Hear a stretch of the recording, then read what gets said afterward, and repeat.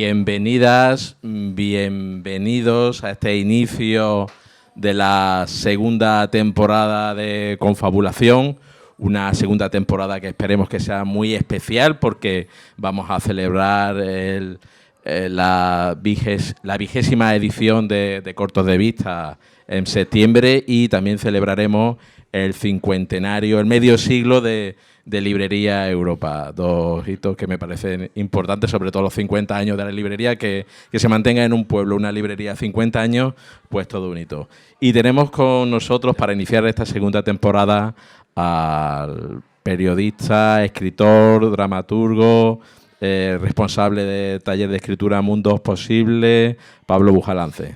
Bienvenido, Pablo. Muchísimas gracias por estar aquí con nosotros. Muy bien hallado, Ricardo. Muy bien hallado. Muchas gracias. La verdad es que es un honor y una alegría.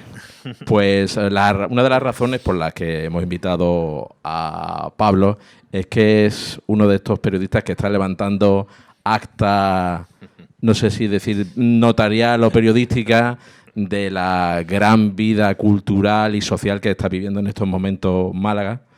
Pero también Pablo, a través de su columna en el Málaga Hoy y a través también pues, de periodismo cultural en el grupo Yoli, pues también ofrece una mirada reflexiva y no sé si decir también crítica de lo que está viviendo Málaga en estos momentos. Y titulamos este encuentro como Vivir y escribir en la Málaga cultural. Pero yo después pensé, ¿vivir o sobrevivir? Lo de vivir se está poniendo complicado, sí. Pero se vive. Se vive. Sí es cierto que hay circunstancias difíciles, digamos, creciendo, desarrollándose, y circunstancias que traen consigo ciertas ilusiones de crecimiento y desarrollo, pero también algunos efectos que tienen que ver con exclusión y marginalidad en muchos casos y dificultades de acceso de mucha gente a esa vida cultural y a ese, digamos, esplendor, ¿no? que se anuncia. De modo que lo de sobrevivir no es una exageración. Sin embargo, sí, se vive, se puede vivir, y aunque sea una vida como resistencia y como lucha, en ello estamos. Tu columna dominical, ¿no? Que es también una de las grandes tradiciones del periodismo, la columna dominical, cuando Sí. antes leíamos periódicos y nos íbamos a desayunar y leíamos... ¡Qué tiempos! ¡Qué tiempos aquellos, ¿no? Nos sentábamos con esos grandes momentos, con el croissant recién hecho, ¿no? O la tostada, el pan tostado y el café recién hecho, y nos sentábamos a leer tu columna. Pues también ahora se convierte, para mí, en un gozo acercarme a tus columnas, porque tú bajas la mirada a la calle, ¿no? Sí, sí. Yo escribo justamente desde el pulso que me da el barrio, para empezar el mío, pero procuro vivir pendiente de todos.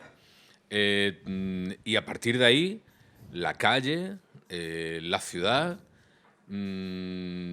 otros municipios más allá de la ciudad, siempre con un pulso muy pegado al día a día de la gente. A lo que pasa cuando te sientas en esa misma cafetería en la que me siento yo también a leer el periódico, y tomas el pulso de lo que la gente comenta, lo que la gente dice. Cuando te pones simplemente en la cola de la panadería para comprar el pan y prestas el oído y escuchas, ahí está el debate público. Es decir, la ciudadanía es eso. No es un ente abstracto, ¿no?, del que se habla a menudo en el debate político, ¿no? La ciudadanía es la gente que se sube al autobús todos los días. Y entonces tú te subes al autobús y ahí es donde sientes cuáles son las preocupaciones, sientes y compruebas qué es lo que a la gente le puede hacer perder el sueño, le puede generar inquietud, o también lo que a la gente le puede generar un anhelo y una esperanza. Está ahí, está en la calle. Ha sido mi escuela desde siempre. O sea, yo siempre he entendido el periodismo así y lo sigo haciendo. Lo difícil quizás, Ricardo, cuando pasa el tiempo, son ya cerca de 20 años en el oficio del periodismo, es mantener la mirada fresca. Es decir, que eso que ves a diario, esa gente que sigues viendo, eh, gente nueva, gente distinta, es lo mismo, es la gente, es el barrio, es, son los vecinos. Intento educarme en mantener el asombro. Es decir, la certeza de que eso es nuevo, de que lo que están hablando y lo que yo estoy viendo es distinto cada día. Quizá mi mayor reto profesional a día de hoy es este. ¿Y cómo te enfrentas a la hora de escribir la columna? Se puede decir que es como una literatura de barrio a la hora de asomarte a la ventana. Es decir, tú bajas también la mirada, ¿no? Es decir, Málaga ahora la mirada parece que está en los rascacielos y sin embargo tú la has bajado a un nivel, como estás comentando, ¿no? Del parque, porque precisamente en uno de tus artículos comentabas de un vecino que se llegaba y decía que uno de sus grandes placeres era llegarse a la Plaza de los Monos y Sí. ver cómo crecía allí la jacaranda. la jacaranda, ¿no? Sí, sí, hay que mirar a los rascacielos también, ¿eh? Para ver, bueno, cómo van a estar puestos y qué vamos a ver y qué no vamos a poder ver. Pero es que justamente es decir, no estamos inventando nada. Es decir, una de las funciones del periodismo, desde que es periodismo, es precisamente ofrecer una visión de cómo las decisiones que se afectan a un nivel político, a un nivel de Estado, a un nivel económico y financiero, al final en todas las manifestaciones del poder, cómo eso afecta al día a día de la gente. Y eso tiene que ver justamente con el desarrollo de un discurso que evidentemente no es el discurso político. Claro, es que estamos en otra cosa. Cuidado, eso también es un ejercicio político, claro que sí. Igual que es un ejercicio político, como decíamos, vivir. Porque estamos en la polis, estamos en la ciudad, nos relacionamos. Yo, como ciudadano, dependo en gran medida de lo que tú, como ciudadano, hagas y decidas. Eso es política. Yo concibo mi ejercicio del periodismo como una práctica política. Yo quiero lanzar ideas, quiero lanzar emociones, quiero lanzar, claro que sí, una mirada crítica a lo que está pasando. Solo que yo prefiero hacerlo desde lo que dice María, la de mi barrio, a la que me encuentro muchas veces cuando voy a tomar café a la cafetería. Porque María tiene una visión de la vida que a mí me convence. Y para mí es un termómetro. O Paco, que Paco es el kiosquero al que le compro el periódico todos los días. Paco me pone al día, me pasa, pum, pum, pum, mira, tanta. O mi vecina Carmen, que se conoce a todo el barrio. Pues yo escucho a Carmen y me cuenta cosas. Vale, ahí está el termómetro, ahí está lo que. Ahí está la gente, ahí está la ciudadanía, ahí está la polis. Ahí está el verdadero parlamento. Ahí es donde se toman las decisiones reales, ¿no? Y el periodismo siempre, tradicionalmente, ha estado ahí. Y ojalá que siga estando mientras nos deje.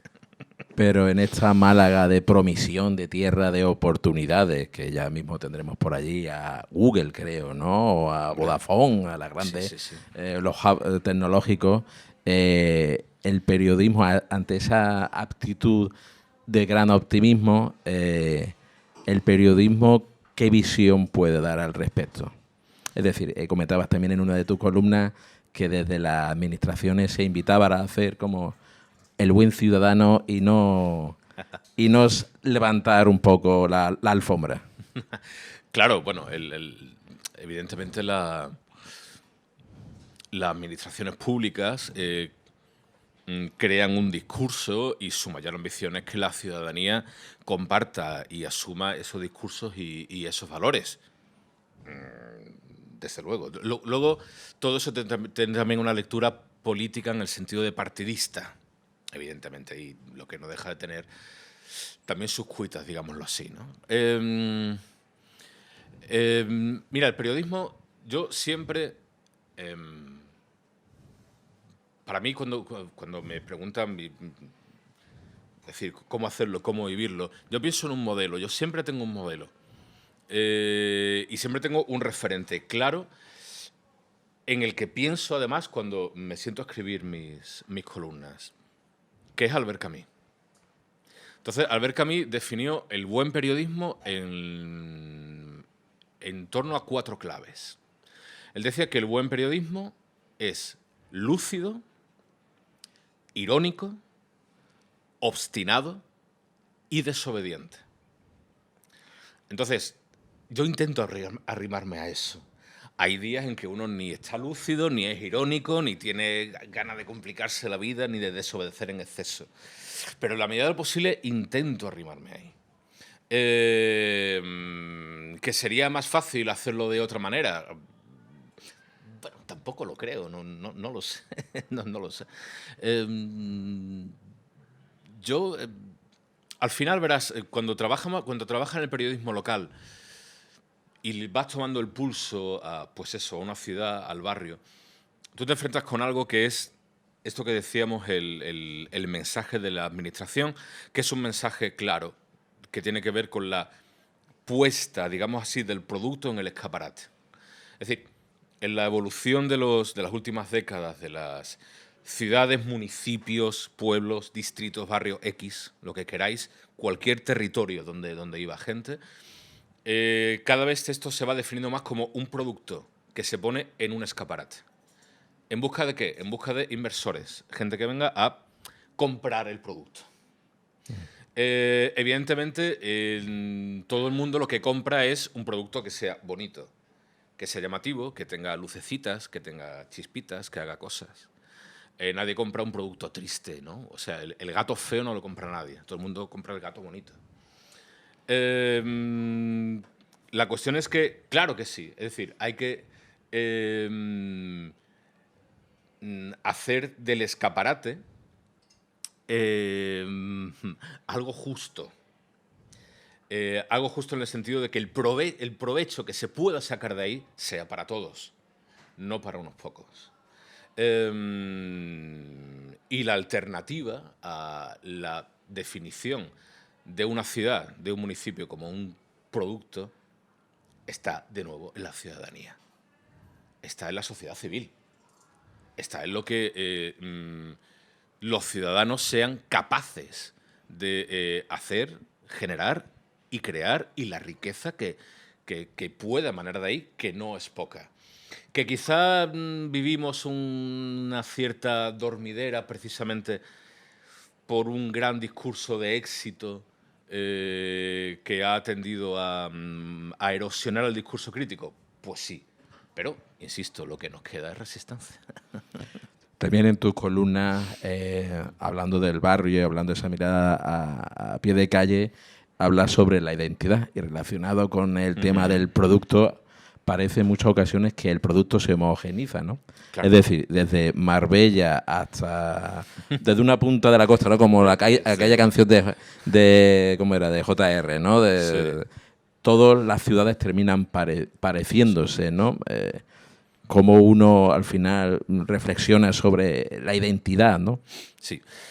Sí, porque al final las fórmulas de éxito tienden a ser muy restrictivas. Y cuando hablo de éxito, digo de puesta exitosa en el escaparate. Es decir, de que a ti te pongan no en la parte de abajo, sino en la de arriba, donde más se ve. La más dirigida a que el que más dinero tiene, más se lo compra. Y al final, como te decía, los productos terminan siendo muy similares. Porque las rutinas que se crean, igual que, por ejemplo, es extraordinariamente raro ir hoy al cine y encontrarte una película, un título, 2 títulos en los estrenos semanales que salgan un poco de la doctrina, digamos, bueno, de lo que antes podía ser Hollywood y ahora son las plataformas tipo Netflix. Ahora es extraordinariamente raro encontrar bueno, una ambición de cierta prosperidad fuera de 3, 4, 5 variables que son las que compran todo el mundo. Esto hace que efectivamente las ciudades tiendan no a parecerse, sino a ser la misma. Replicarse, exacto. El mismo escenario, los mismos atractivos, de manera que incluso cuando tú viajas tienes la impresión de estar siempre en el mismo sitio, ¿no? Bueno, también hagamos una lectura, si quiere, esperanzadora frente a esta inercia en la que se delata ya también cierto cansancio. Podemos crear alternativas. Es decir, podemos considerar que, oye, a lo mejor una apuesta por crear espacios públicos favorables a un encuentro de la ciudadanía, limpio, sostenible medioambientalmente, con zonas verdes, etcétera, oye, igual esto también atrae a otro turismo. A gente que decida viajar en busca de patrimonio, en busca de historia, en busca de historias, en busca de otras maneras de vivir la ciudadanía y la polis. Bueno, claro que sí, existe ese turismo, igual es el que hay que potenciar, ¿no? ¿Y qué papel juega la cultura a la hora de construir una identidad en una ciudad? Por ejemplo, el caso de Málaga, hemos visto en muchos suplementos dominicales, ciudad de los museos. Sí. Bueno, los museos son bienvenidos, claro, y es un gustazo ir a ver una exposición de, pues no sé, de Hilma Klein o la exposición de arte belga que hay ahora mismo en el Museo Carmen Thyssen, que es extraordinaria, ¿no? La cuestión es que es que hablar de cultura es hablar de muchas cosas. Pero muchas veces se engloba, ¿no? A Es mí decir, incluso cada vez me gusta menos. Yo recuerdo que Rafael Sánchez Ferlosio decía que la cultura la inventó Felipe González en el 82, ¿no? Cada vez me gusta hablar menos de cultura. y España no la iba a conocer ni su madre, ni ¿no? su Era... madre. Pero claro, hablar de cultura significa hablar de una política cultural sostenida desde los poderes públicos, la administración pública, y también una actividad cultural, que es lo que tiene que ver con lo que a este nivel la ciudadanía es capaz de ofrecer y de crear, ¿no? Entonces, sí, digamos en Málaga, pero igual que en otras muchas ciudades, al final se ha adquirido un discurso relativo a la cultura como complemento perfecto, idóneo, intachable, que te va a comprar todo el mundo, a ese producto que ponemos en el escaparate. Para que te vengan más turistas, para que si un inversor catarí decide invertir un dinero para hacer un rascacielos, pues vea Málaga en el mapa y diga, uy, aquí lo voy a hacer. Vale. La cultura funciona muy bien, porque la cultura le gusta a todo el mundo. A nadie en su sano juicio va a decir que la cultura, eso embrutece o eso no vale nada. Claro, ante la cultura, un respeto, todo el mundo se pone firme, ¿no?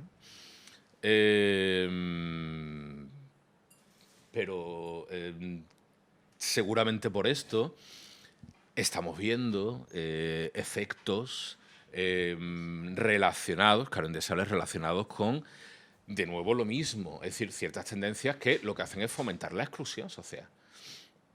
Es decir, mientras podemos señalar en muchas ciudades europeas, en muchas ciudades de América Latina, que podían haber partido a lo mejor de una situación socioeconómica comparable con la Málaga de los 90, el arte urbano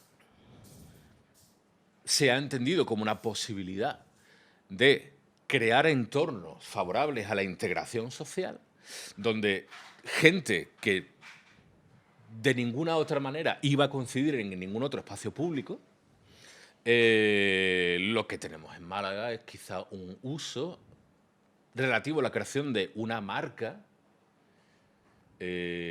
para un reconocimiento de un entorno concreto como meca del arte urbano, cuidado, bendecido por los principales artistas del género en todo el mundo, que igual también habría que hacer una reflexión en ese sentido, cuyas consecuencias están claras. Es decir, es la transformación de este entorno en un sitio donde no se puede vivir directamente. No se puede vivir.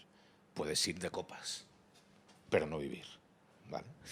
Puedes coger el coche, aparcarlo en la periferia y coger el metro, el autobús y pasar la tarde allí, ¿no? Entonces, cuando hablamos de cultura, bueno, igual es que hay que hablar también de estas cosas en el debate sobre la cultura. Y pensar, de nuevo, que la cultura es una herramienta que nos permite fomentar, insisto, la inclusión social, que nos permite reconocernos en el otro, que nos permite reconocer la deuda y la dependencia que cada ciudadano tiene con el resto. Es decir, ¿por qué pienso, por ejemplo, en un valor como la música? Y pienso en un valor como la música clásica, que es algo que lo mismo le gusta a todo el mundo, o debería. Si tú ves todo el mapa de la provincia de Málaga, encuentras no solo una orquesta filarmónica, que tela, no una orquesta sinfónica provincial, que tela, es enorme, son formaciones fabulosas, no orquestas profesionales, semiprofesionales, de muy distinta índole en toda la provincia de Málaga. No solo grupos de relevancia internacional que viven y trabajan aquí, no solo la afición a la música que comparte, digamos, los nativos, sino también la afición a la música que comparten turistas residentes. Madre mía, qué ocasión para crear una política cultural dirigida a lo público como lugar de encuentro a través de la música. Eso no se hace. Y los instrumentos están. Y los músicos, las orquestas, las organizaciones, los gerentes, los responsables están fritos. Porque se tenga en cuenta, se podría hacer de Málaga un territorio, de la provincia de Málaga un territorio favorable a una experiencia de regeneración social a través de la música. Pues claro que se podría. Ahora, ¿eso qué cuenta en el producto? Pues a lo mejor no te sube 5 puntos, te sube medio punto. Bueno, pues entonces. Al inversor catarí igual no le interesa. El inversor catarí prefiere otra cosa. Y abandonando un poco el espíritu crítico, que ya volveremos a él, también son momentos apasionantes como periodista cultural en Málaga, porque lo estábamos comentando antes. Tenemos a Aurora Luque, Premio Nacional de Poesía, Rogelio López Cuenca, Premio Nacional de las Artes Plásticas, comentábamos también a Alessandra García, que Premio de Teatro Revelación Max, sí. Que os aviso, el 2 de diciembre, porque muchas veces estas cosas se pasan, el 2 de diciembre estará actuando en Nerja, que recientemente también ha sido pues premiada con el premio Ojo Crítico de Radio Nacional de España, con Mujer en cinta de correr sobre fondo negro. Sobre fondo negro. En el Centro Cultural, 2 de diciembre, no la perdáis. Bueno, esto como queda grabado, pues bueno, también que queda... Es decir, que esos como grandes, ¿no? En los titulares, pero sin embargo, para un periodista como tú, que comentabas en el Thyssen, para la exposición de arte belga, el otro día también una exposición pop, Carlos Berlanga, maravillosa, es decir, que hay multitud de salas, es decir, que en estos momentos, pues, el cine, la música con el festival de jazz que ahora viene, es decir, que ahora en estos momentos... Para un periodista cultural, no sé si da abasto con tanta programación. Sí, la programación es exhaustiva. Hay una situación que sí vemos desde hace un tiempo, es que cada vez más creadores y artistas de Málaga obtienen eso que se dice reconocimiento fuera, ¿no? Que era como una quimera muy lejana, muy remota, ¿no? La posibilidad de montar una obra de teatro en Málaga que se representara en Madrid. Eso había muy poca gente que pudiera aspirar a eso, y sin embargo ya no es tan extraño, ¿no?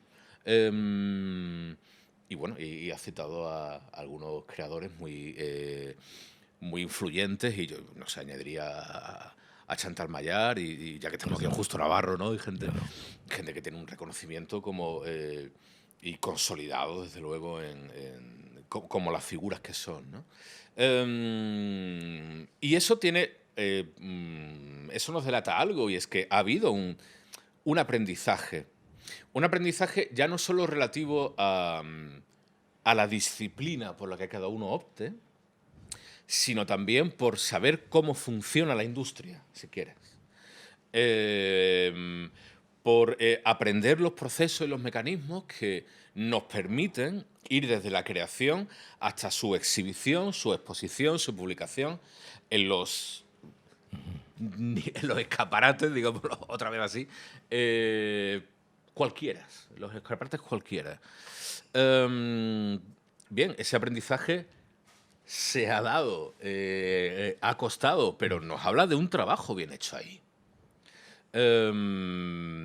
Y también que también había un terreno, es decir, Málaga, pese a en su momento un poco de degradación, también ha tenido esa vinculación a la cultura de la generación del 27, por ejemplo. es decir, que también los movimientos en los años 70, 80 de pop, de explosión, ¿no? La vinculación con lo... Es decir, que había ese magma sobre un poco plantar, porque, ¿no? Porque de hecho, es decir, la presentación hoy de Málaga como espacio de creación responde también a una tradición a la que Málaga puede apelar, ¿no? O sea, nosotros somos esto, hacemos esto, pero que hace un siglo hacíamos esto, ¿no?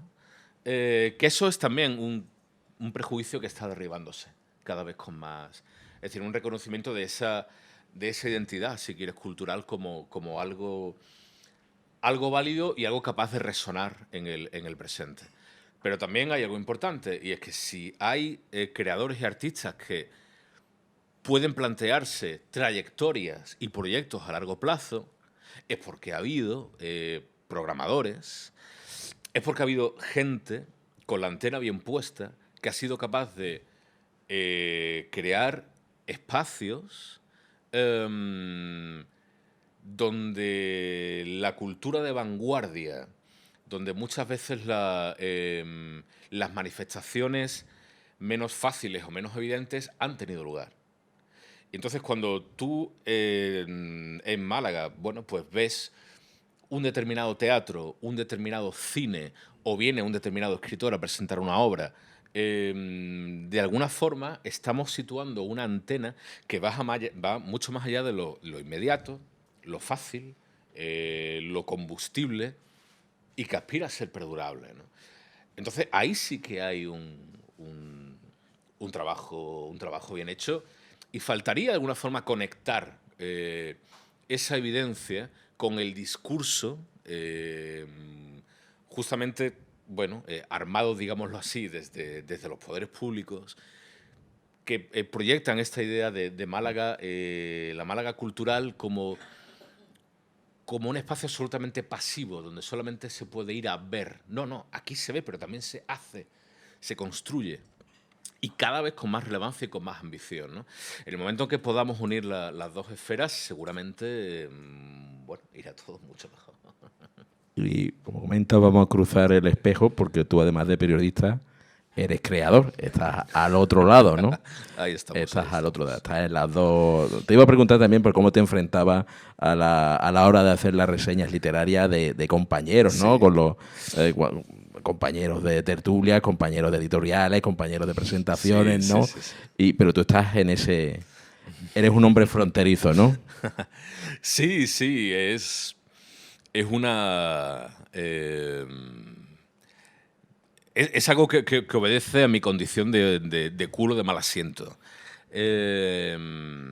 Y a desarrollar una actividad creativa a la vez que el periodismo, que también es otra actividad creativa. Al final te encuentras con que hay muchos compañeros que siguen este mismo camino de vivir la cultura, vivir la creación desde el periodismo, desde un enfoque divulgador, pero también crítico, y vivir la creación desde dentro, ¿no? En esto también esto tiene también su propia tradición, ¿no? Pienso en gente como Juan Cruz, por ejemplo, ¿no? Que ha enseñado de alguna forma el camino al respecto, ¿no?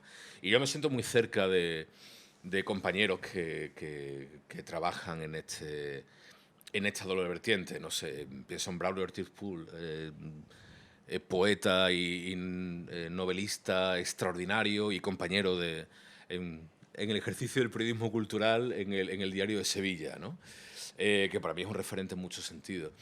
Y como él, otros muchos, ¿no? Que que en la prensa, no sé, la misma Inés Martín Rodrigo, perdón, último premio Nadal, con una trayectoria en el periodismo nacional enorme, ¿no? Tanto el periodismo nacional como el periodismo local.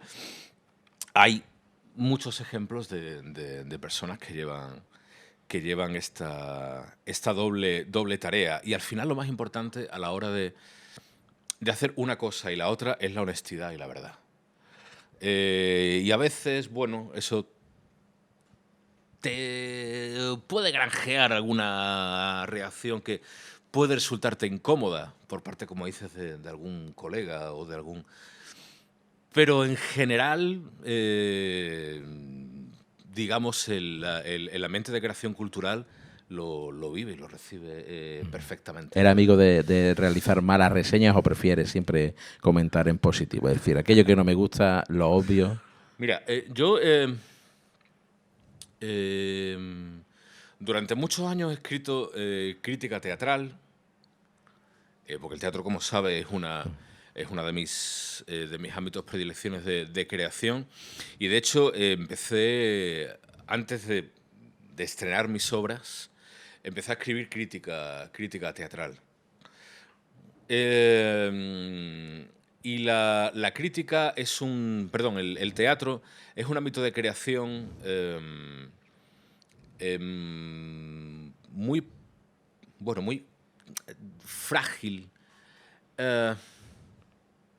muy sostenido necesariamente por, digamos, por la intervención pública, sin la cual el teatro tal y como lo conocemos sería inviable. Tal y como conocemos, ¿eh? Cuidado que hay alternativas, o puede haberlas. Y el teatro supone además una experiencia única, en el sentido de que cuando vas a ver una función, es la función. No es una experiencia que puedas volver a repetir, porque nunca hay dos funciones iguales de un espectáculo. Quiero decir, como crítico he ido a ver espectáculos, he ido a ver obras de teatro, he ido a ver funciones como un acontecimiento único que se daba. Y de alguna forma he intentado siempre ser honesto. Tuviese delante a la compañía más humilde de Málaga o tuviese delante a el actor o la actriz más relevante del panorama nacional o internacional. Y escribir la crítica no es hacer una crítica, no es hacer una evaluación. No es decir, esto está bien, esto está mal, es establecer un diálogo. Y cuando lo que tú ves o cuando lo que yo he visto es falta de honestidad en el otro lado, yo sí lo he señalado. Es decir, cuando tú estás proponiendo una cosa y lo que estás subiendo a escena es otra, eso es muy dañino.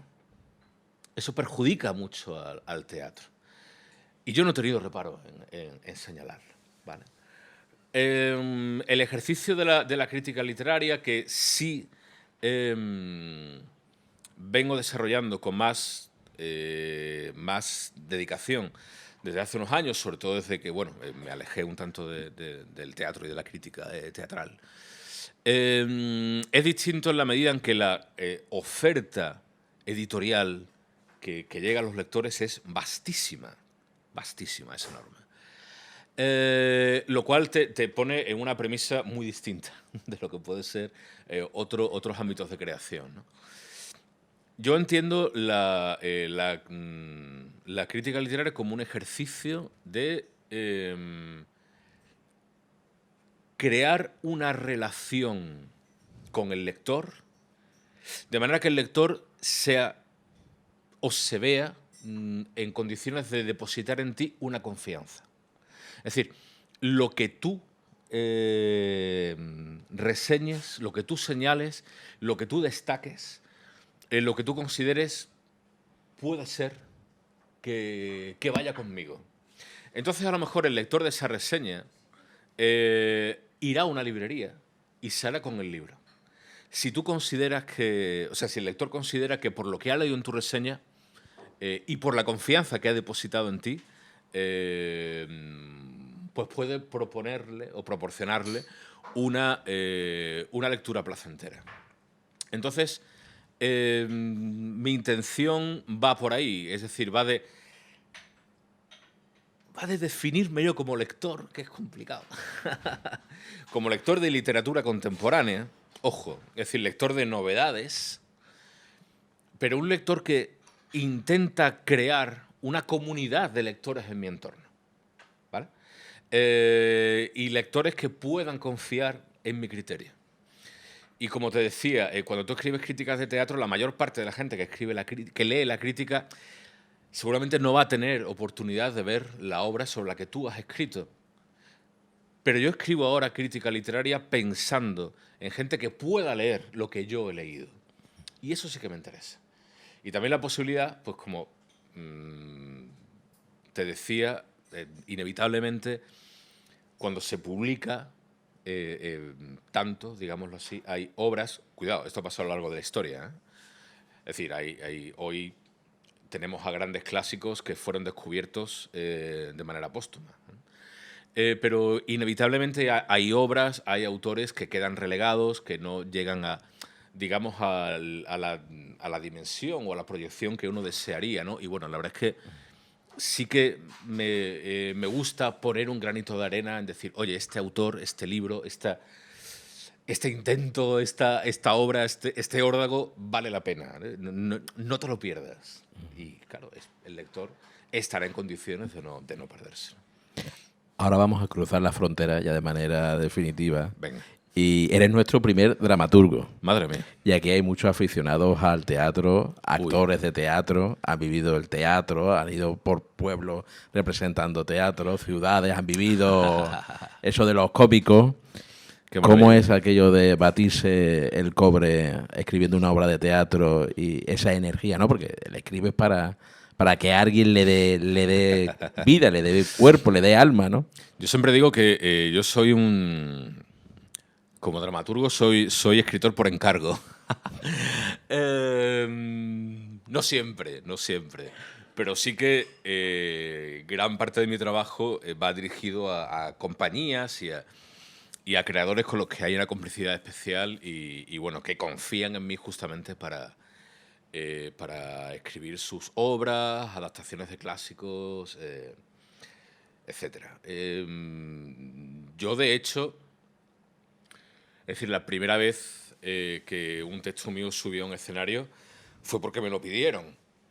Yo escribía teatro, pero bueno, un poco para mí, ¿no? Un poco como tentativa, pero bueno, en un ciclo de lecturas dramatizadas que organizó el Festival de Teatro de Málaga, pues los organizadores me dijeron, oye, tú escribes crítica y tal, tú tienes que tener textos, pásenos algo. Uy, bueno, lo pasé, les gustó y lo hicieron, y a partir de ahí pues fue rodando la historia. Sí, escribir teatro es una actividad muy paradójica, muy extraña. Porque lo que creas es... Peter Brook se definía al teatro escrito como teatro muerto, ¿no? Y sí, lo que creas es algo que está ahí, que medio se menea, pero no es la obra aún, ¿no?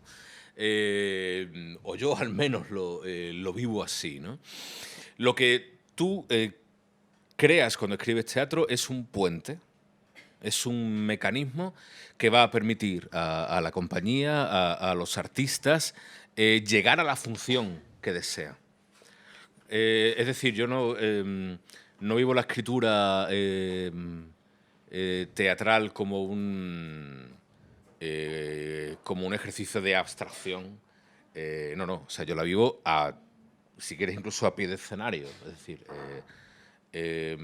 cerca, muy cerca, lo más cerca posible de quienes van a representar el texto, ¿no?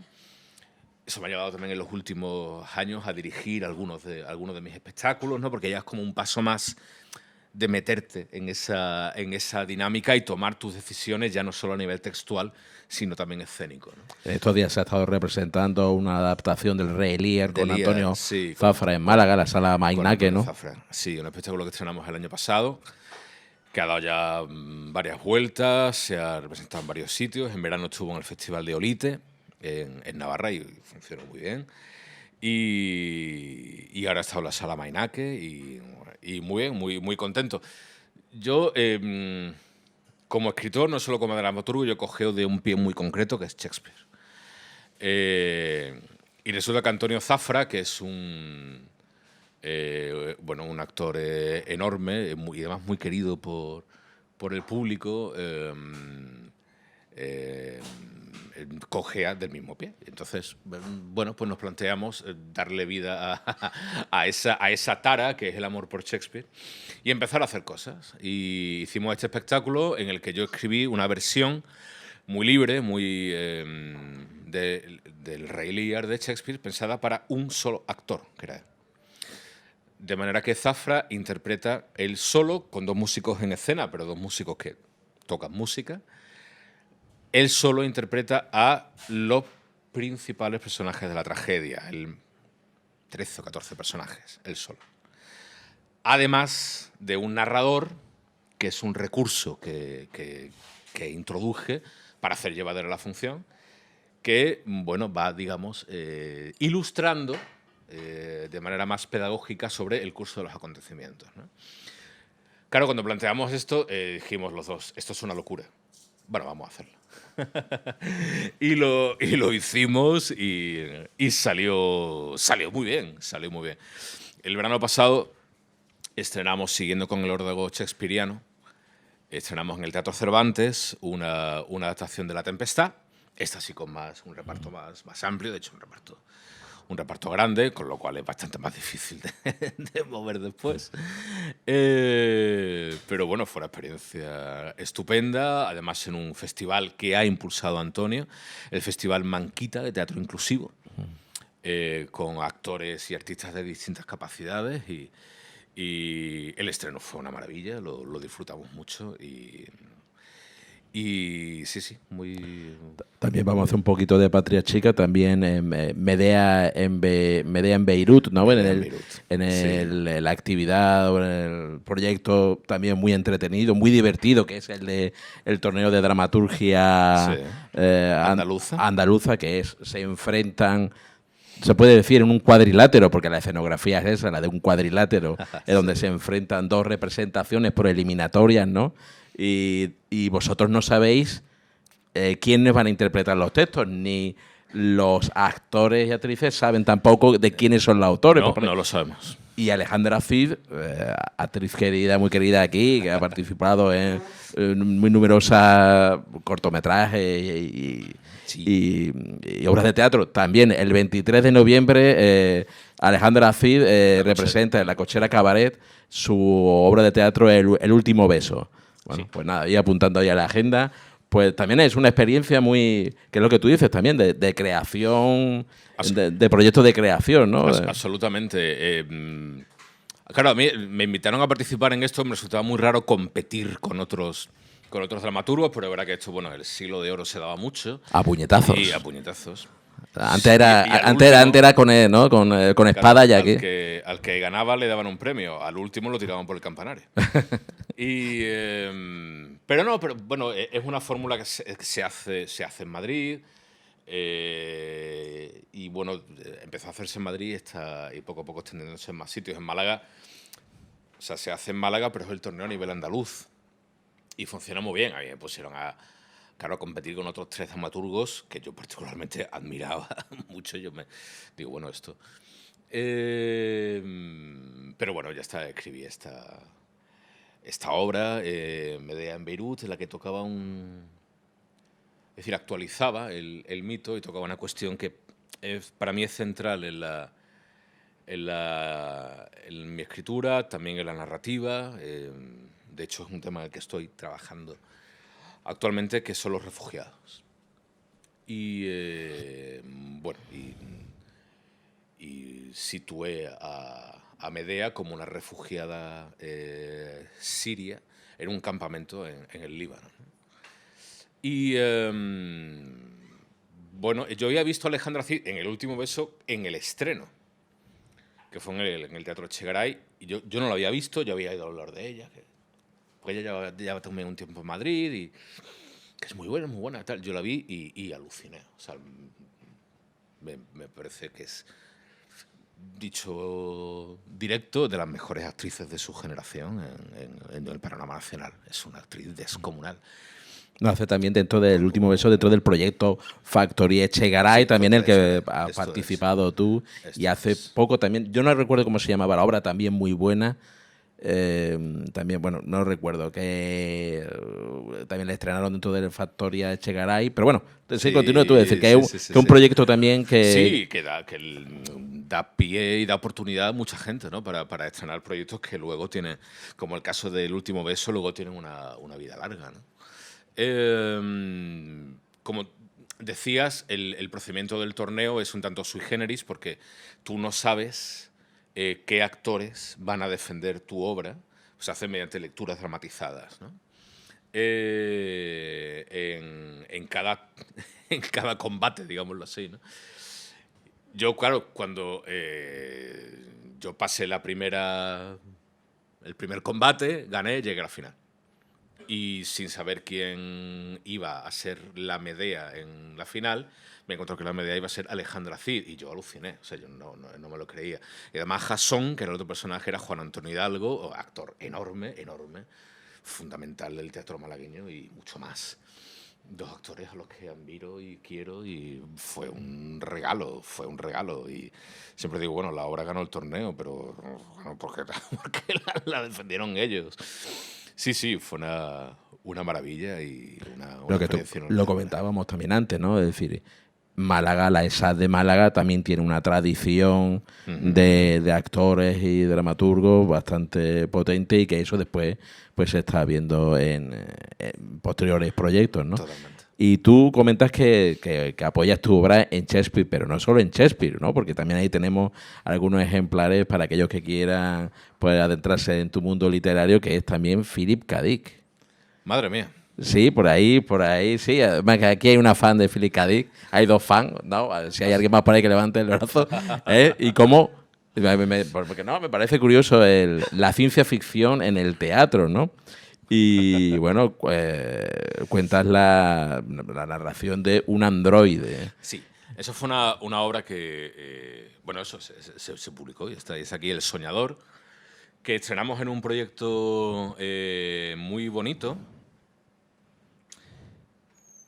Por cierto, Juan Antonio Hidalgo, el que te cito, hizo esta obra, pero la hizo después, en otro escenario. La han hecho tres actores, a los que más admiro y quiero un montón.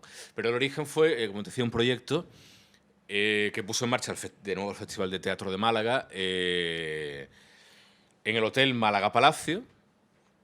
El hotel hace Málaga Palacio para hacer obras de pequeño formato con público escaso en lugares especiales. Lo mismo, una gran suite o una sala de reuniones.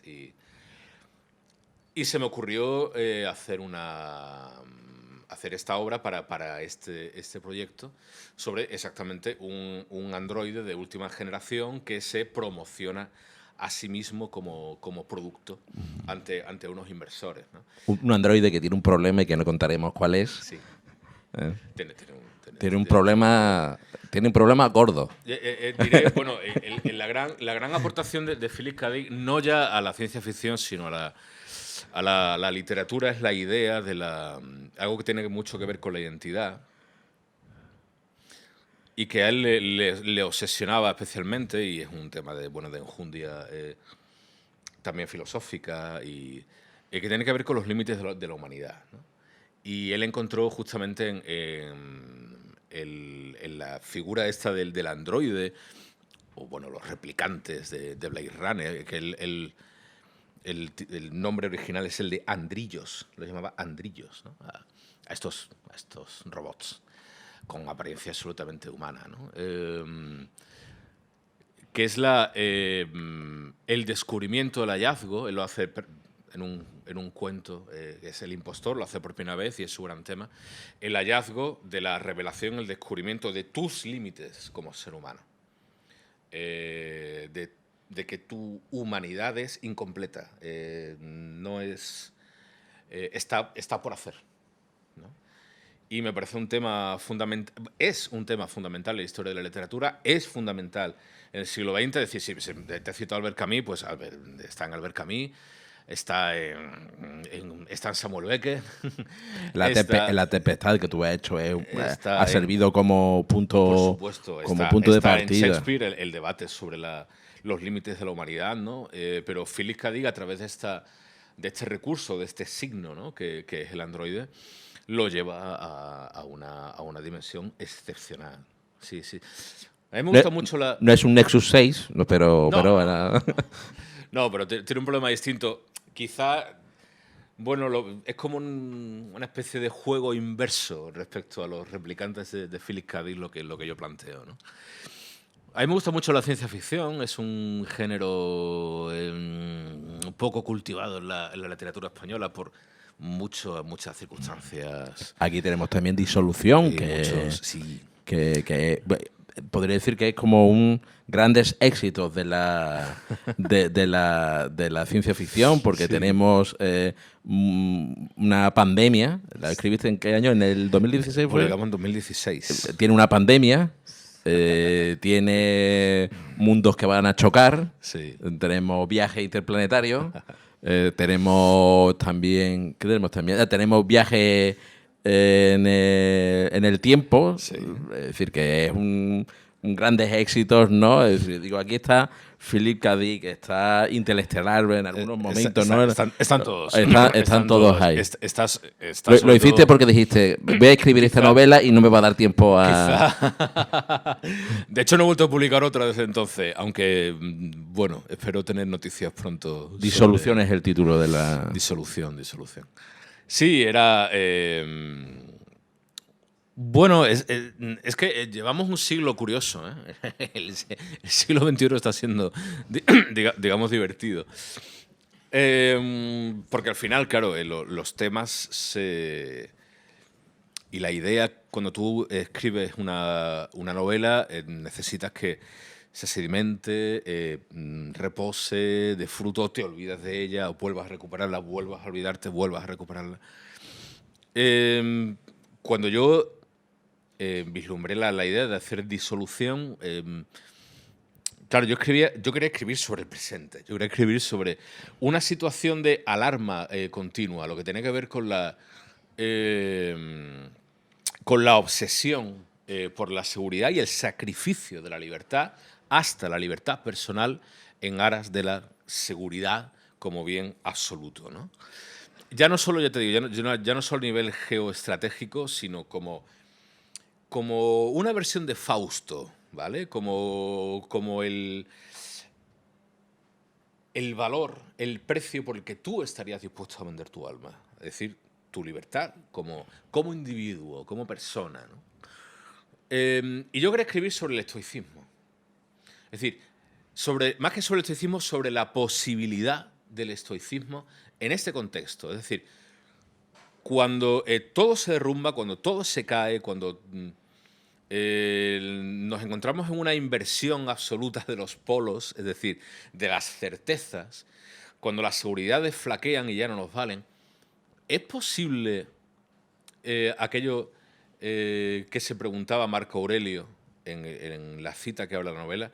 ¿Por qué recelar de la disolución y la transformación de todas las cosas? Es decir, ¿es posible la resignación, que es el gran valor del estoicismo y que es un término que se ha interpretado tradicionalmente mal, por una mala, a su vez, una mala interpretación de la tradición cristiana? Es decir, la resignación no es el hecho de soportar los malos designios o las malas venturas tal y como nos son dadas. Etimológicamente, la resignación es la resignación, es decir, el volver a asignarte, volver a reconocerte ante la hecatombe, ante la desgracia, resignarte. Yo soy este. El mundo puede cambiar, puede diluirse, puede transformarse, pero yo soy este y voy a seguir siéndolo. Y yo quería escribir sobre si eso era posible, ¿no? Y al final encontré la solución en un relato de ciencia ficción, que es un género que te digo que me encanta, pero como escritor me produce muchísimo respeto, precisamente por lo que me gusta. Y escribí esta historia sobre un personaje, una mujer que en una situación de adversidad absoluta, cuando bueno, el mundo se termina y hay un apocalipsis y hay una distopía, y los pocos que van a sobrevivir huyen en naves espaciales a otros planetas, pues es un personaje que decide quedarse. Como la película Cuando los mundos chocan eran, ¿no? Que se montaban en las naves. Exactamente, exactamente. Pues es un personaje que decide, decide quedarse y resignarse. Es decir, reivindicarse. Y lo hace por encima de lo que está pasando y por encima de su familia, por encima de sus, decir, de los distintos condicionantes a los que ella ha vivido siempre, digamos, bueno, inmersa. Gracias.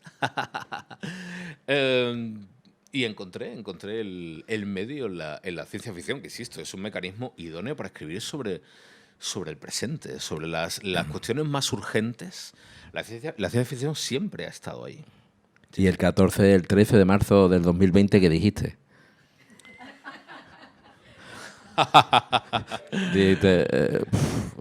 Pues sí, el futuro siempre se convierte en presente, ¿no? Lo pensé después. Bueno, fíjate, yo creo que al final... al final todo aquello, yo hice a mí yo tenía una cosa que era muy estupenda, que aparte de sacar a mi perra, por las mañanas yo podía salir a la calle porque tenía una autorización por parte de mi empresa, por parte del periódico. Y entonces yo durante varias semanas estuve escribiendo crónicas diarias de lo que se veía en la calle. Fue un ejercicio extraordinario. Y para mí fue precisamente porque se habla a menudo, claro, de que aquello que pasó en la pandemia demuestra hasta qué punto, y es evidente, la intervención del Estado es necesaria y, por supuesto, claro. Pero se habla poco y habría que hablar más de la actitud, y tengo que decir, es verdaderamente esperanzadora que se dio en la sociedad civil en este tiempo. Yo lo viví así. Y yo encontré, cuando hablamos de hacer el periodismo con los pies en la tierra y bajado a la calle y en el pulso con los vecinos, y lo que yo encontré fueron redes de vecinos, de ayuda, una preocupación por lo que estaba pasando precisamente a las familias y a los vecinos más vulnerables. Y encontré que la sociedad civil era capaz de sobreponerse a una situación extrema, como no se había dado desde la Guerra Civil. Y que fue capaz de mantener la templanza. Si tú te pones a mirar excepciones, la vas a encontrar. Pero en líneas generales, cuando a la gente se le pidió que se quedara en la casa, la gente se quedó en la casa porque entendía que eso iba en provecho del bien común. Iba en provecho de todos. Cuando a la gente se le pidió que se pusiera una mascarilla, la gente se ha puesto una mascarilla. Aunque no hubiera que ponérsela, aunque no hubiera tenido que ponérsela. Voy por otro lado. Aunque hubiera sido injusto, aunque el Tribunal Constitucional tumbara la decisión del gobierno de todas las decisiones que tomó entonces, no voy por ahí, da igual. Lo cierto es que mucha gente entendió y asumió que había una responsabilidad civil. Por primera vez se estaba dejando mucho poder en manos de los ciudadanos y la ciudadanía respondió. Yo me quedo con ese aprendizaje. Un gran ejercicio también de estoicismo, ¿no? Colectivo, ¿no? Totalmente, claro.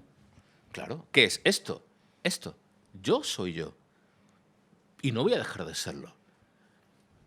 Y evidentemente, claro, casos hay muchos, historias hay muchas. Que no íbamos a salir mejores, no salimos mejores, pero es que tampoco se trataba de eso. se trataba de seguir siendo lo que éramos. Y de responder a la altura de las circunstancias. Y para mí la lectura de aquellos meses y de lo que vino después fue ejemplar. Fíjate, un caso, retomando el tema cultural. Recuerdo una función en el Festival de Teatro del año siguiente, donde, por cierto, yo estrené como autor y como director una obra que estuvo sometida a aunque nos escapamos por muy poco, pero en el festival todas las compañías que participamos estamos sometidos a la imprevisión de qué pasaba si hacíamos la función o no la hacíamos, si nos cambiaban la hora o qué pasaba.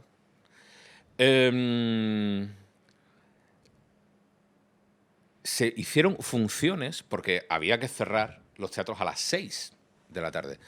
Se hicieron funciones a las 4 de la tarde y la gente iba a esas funciones. Es decir, nosotros hicimos de aquella obra que estrenamos 2 funciones y las 2 funciones se llenaron y las 2 funciones fueron a las 4 de la tarde. Yo recuerdo una función de Jauría, la obra de Miguel del Arco, de Teatro Kamikaze, inspirado en el caso de La Manada, que lo que hace es coger el expediente judicial del caso y subirlo a escena. La obra había vendido todas las localidades. El día antes de su representación en el Teatro Cervantes, subió el número de contagios de manera enorme y había que aplicar nuevas restricciones. Entonces el teatro anuló, o sea, devolvió todas las entradas y volvió a sacarlas a la venta en un número mucho menor. Y la función, que era a las 8 de la tarde, se pasó a las 4, de un día para otro. De un día para otro. Es decir, hubo gente que reclamó el importe de la entrada y volvió a comprarla. Y fue al día siguiente. Y se agotaron todas las localidades. Es decir, esa responsabilidad se manifestó también a nivel cultural, cuidado. Yo tuve la suerte de participar en un proyecto que lanzó Factoría Echegaray, que se llama Factoría desde casa, para, en pleno confinamiento, hacer obras dramáticas, no podemos llamar teatro, pero bueno, obras dramáticas grabadas en casa. Y yo presenté un proyecto, me lo aprobaron y se hizo. Un proyecto que además tuve la suerte de que lo hiciera otra actriz a la que quiero muchísimo, que es Macarena Pérez Bravo, de Pata Teatro. Bien, pues lo vio muchísima gente. Y participó mucha gente en aquello. Yo, es decir, considero que cuando dejas responsabilidad en manos de la gente, pasan cosas que nadie, o que muy poca gente, en la que muy poca gente todavía está dispuesta a confiar. Yo recuerdo cuando se abrió el curso escolar en ese 2020, en septiembre, y recuerdo que cuando dejaban todos los padres a los niños en el colegio, decían todos, el discurso era, lo que se escuchaba era, los colegios van a cerrar en 2 semanas. No cerró ninguno. No cerró ninguno. Entonces, oye, a lo mejor se trata de escuchar más y de aprender más de lo que la gente está dispuesta a hacer y hace, ¿no? Y hablando de escuchar... Perdón que me lance. No, estupendo. Y hablando de aprender y escuchar, cruzamos otra frontera. Madre mía. Pero, sí, vamos pasando pantalla. ¿Dónde me llevas? Hemos hablado de tu faceta como periodista, como dramaturgo, como escritor, y ahora has pasado otra frontera que es la de docente. Estás con tu proyecto Taller de Mundos Posibles, sí, que lo iniciaste el año pasado y que, bueno, no sé si que te has sorprendido con la gran acogida que ha tenido o que está teniendo tu taller, de tal manera que le estás dedicando gran parte de tu tiempo laboral, ¿no? Muchísimo. De hecho, a día de hoy es ya mi actividad principal. Hubo un cambio, es decir, sigo escribiendo en empresa, pero ya no formo parte de la redacción de Málaga Hoy. Bueno, era un cambio que de alguna forma me apetecía desde hace algún tiempo para, digamos, tener más dedicación posible a la escritura literaria, sin abandonar el periodismo, por supuesto, que es una tarea que quiero seguir ejerciendo. Y un poco la clave vino por el taller, que en un principio yo puse en marcha con unas aspiraciones, bueno, digamos, humildes. Pero dada la acogida que tuvo y la gente que lo recibió con una generosidad y una respuesta enorme. Por cierto, hay aquí algunos compañeros del taller, compañeras. Tengo que decir, la mayor parte de la... mira, el año pasado, o sea, desde octubre hasta junio, pasaron unas 120 personas por el taller. Y gente que venía desde la capital, desde malagueña, pero también desde otros municipios. Pasa ahora lo mismo, es decir, hay gente de Nerja, hay vecinos de Nerja que están yendo al taller de escritura Málaga, aunque he puesto en marcha una modalidad online, pero hay gente que prefiere ir a hacer el taller, y este año, bueno, pues vamos por el mismo camino o mejor, ¿no? Gracias a Dios está funcionando muy bien. Y la mayoría son mujeres. Tengo una mayoría, de hecho, muy, muy visible y notable de mujeres, que es lo que obedece a una tónica que se da en todas partes, en todos los foros, en todos los festivales, en todos los sitios donde todo lo que se organiza en torno a la cultura, la mayoría son mujeres, siempre. Y además, eso se da en Málaga, se da en Nerja, se da en Madrid, se da en Barcelona, se da en donde quieras. Son mujeres, ¿no? Y sí, tengo una cuadrilla de escritores estupendos, y es un trabajo que me está permitiendo aprender muchísimo a nivel de creación literaria, y a nivel humano ni te lo imaginas. ¿Y cómo se enfrenta uno a esa faceta de transmitir de transmitir o dar las herramientas para que alguien se exprese a través de la escritura y la literatura, ¿no? Porque le darás unos pinceladas, pero cada cual se desarrollará según su propia personalidad. Evidentemente. Y cada uno trae sus ideas, sus inquietudes, sus aspiraciones. ¿Y eso cómo lo gestionas tú? Pues con trabajo. Es un trabajo. Es un trabajo que requiere trabajo. Nosotros creamos grupos en distintas modalidades, narrativa breve, poesía, dramaturgia. Luego tenemos aparte talleres de lectura en torno a los clásicos. Y creamos grupos. ¿Esos grupos para qué sirven? Esos grupos sirven para que estos pequeños grupos, son como máximo, incluido yo, 6 participantes, se va creando la comodidad, la confianza necesaria para que cada cual comparta lo que va escribiendo. Hay siempre una barrera que romper, que tiene que ver, pues siempre, muchas veces. Viene gente también que escribe de manera habitual, incluso que ha publicado cosas, pero en muchos casos es gente que por primera vez da a probar lo que ha escrito, lo que lleva años escribiendo. Y aquí tiene una oportunidad, entre amigos. Es decir, en un ámbito, en un contexto siempre favorable a lo que se va a traer. Y a partir de ahí, es decir, cuando alguien comparte y alguien ve vida en lo que va escribiendo, ahí se produce un crecimiento ya exponencial. Es decir, es superar ese síndrome del impostor que se llama, entender que cualquiera que le guste y tenga la intención y esté dispuesto a aplicar las herramientas, a aprender, a ponerse, a hacerlo, puede crecer muchísimo en esa tarea. Eso se da en esos grupos, pero aparte, es decir, cada persona que viene al taller tiene un seguimiento personalizado por mi parte. Es decir, una lectura de su escritura, de lo que semanalmente se vaya avanzando, se vaya haciendo, y por mi parte hay un seguimiento personalizado e individualizado y una atención personal a cada persona, porque claro, cada persona tiene sus necesidades, ¿no? Cada escritor, ¿no? Pero es un trabajo que hago con pasión, o sea, lo disfruto muchísimo. Los talleres literarios son una experiencia que viene a paliar una anomalía que no se da en países por ejemplo, en países del ámbito anglosajón, donde está muy, digamos, interiorizada la idea de que la escritura es una disciplina artística más que se puede cultivar académicamente. Y existen grados, licenciaturas, etcétera, para la escritura creativa, ¿no? Aquí esto, por una influencia un tanto perniciosa de la ilustración, todo se deja a mano de las musas.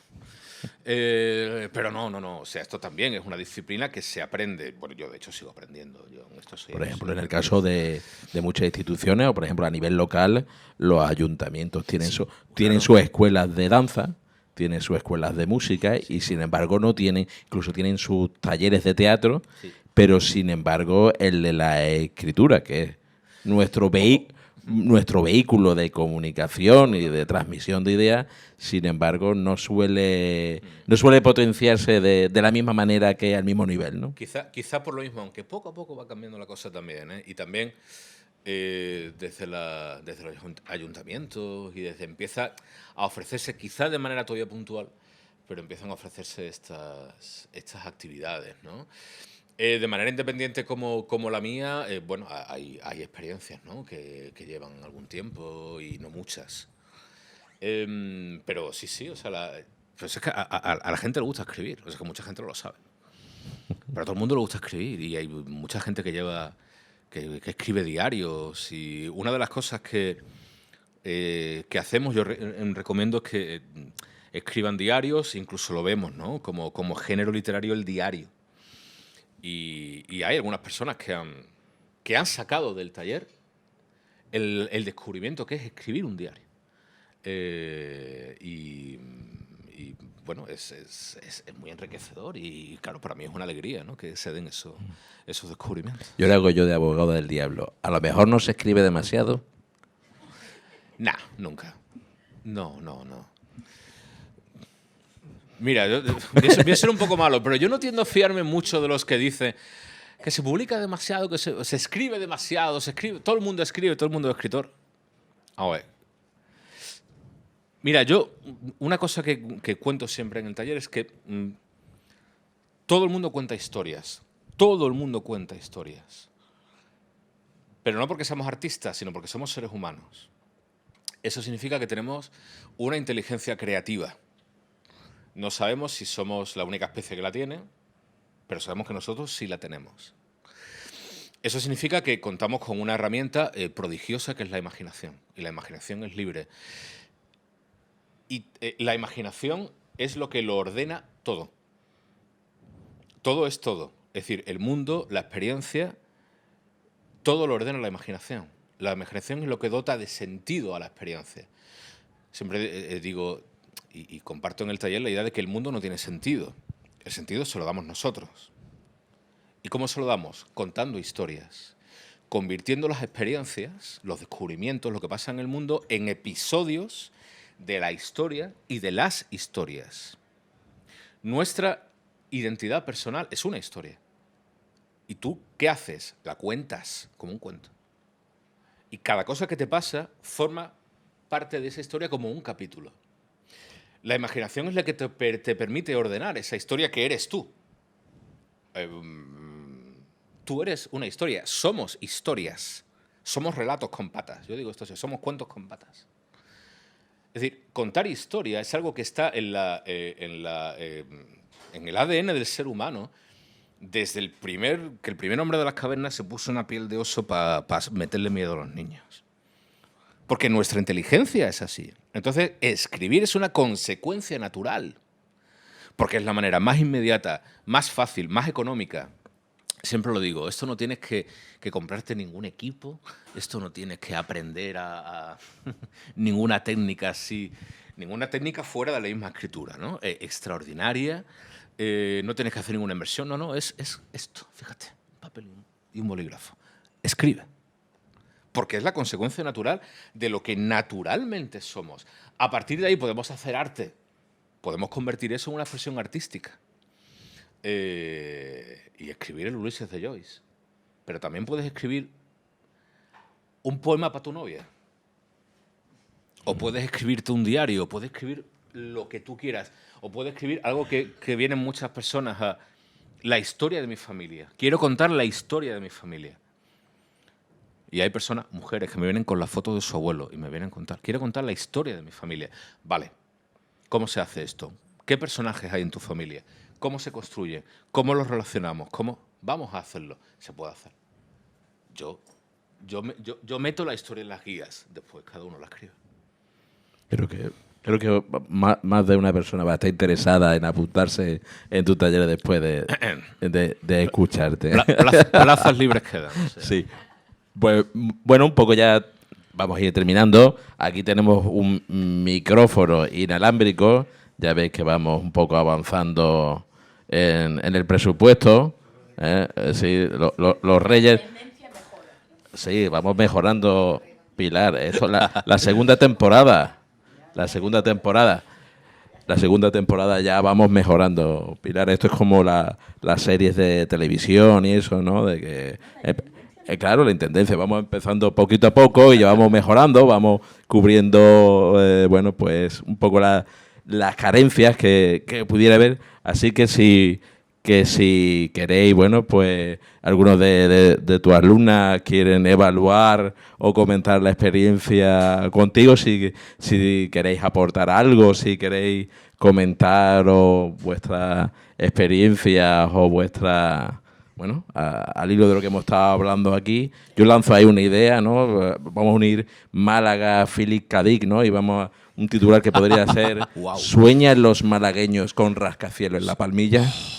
Te lo compro. Eso sería, ¿no? Bueno, ya están los rascacielos de La Palmilla, ya están, ¿no? Están allí, ya están, ¿no? Ya no soñamos casi, con casi. ellos. Está el Martirico. Casi, ¿no? Lindando, ¿no? 2 minutos. Lindando. Pues... Sí. Si, bueno, queréis aportar Sí, algo dos a la conversación. Solo quisiera decir una cosa.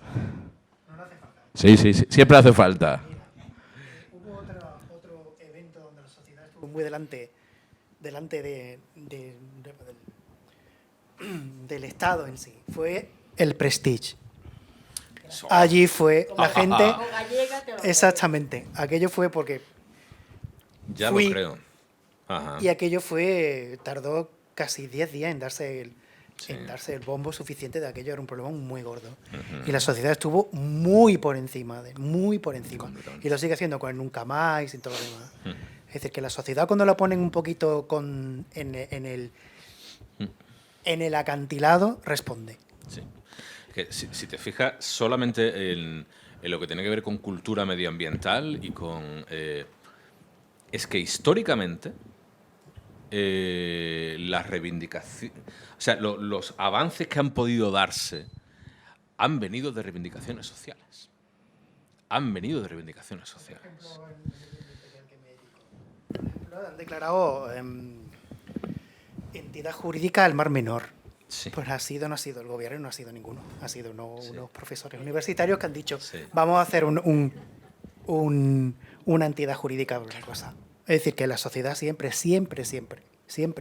suele ser cuando una cosa es extrema, cuando se está, la sociedad responde de alguna forma, Sí, porque lo siente.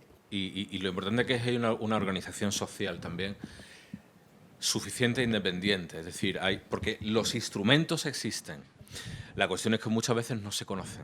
Entonces son necesarias las personas que conocen los instrumentos para hacer uso de ellos y ponerlos en marcha. Y son necesarias las personas que ejerzan la presión que haya que ejercer y que vayan cuando hay que ir y que den la cara cuando hay que darla, ¿no? Es importante eso. Y esos acontecimientos o aquellas, vamos a hablar, revoluciones, movimientos sociales, necesitan tener una manifestación artística cultural que lo refleje, que sirva como refrendo, como apoyo, como manera de contar, de establecer el relato, es decir, en cada... ¿no? Por ejemplo, en el caso del Prestige, Sí. no sé si en torno al caso del Prestige ha habido mucha literatura o ha habido producción audiovisual o...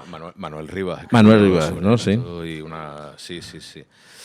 Bueno, sí, o a lo mejor el 15M, ¿no? Es decir, o contar, es decir, la gran novela, es decir, los movimientos del siglo XIX, pues tuvieron sus grandes novelas. El naturalismo y Émile Zola y todo aquello, es decir, ¿no? A lo mejor los grandes movimientos siguen necesitando para trascender al momento presente y trascender hacia el futuro a través de la atemporalidad de una obra de literaria, de arte. Yo creo que, a ver, de entrada, siempre que alguien tenga una inquietud por escribir sobre su mundo, va a escribir desde... Claro, de su experiencia vital, pero necesariamente tenía que incluir esto que dices. Es decir, claro. Otra cosa es lo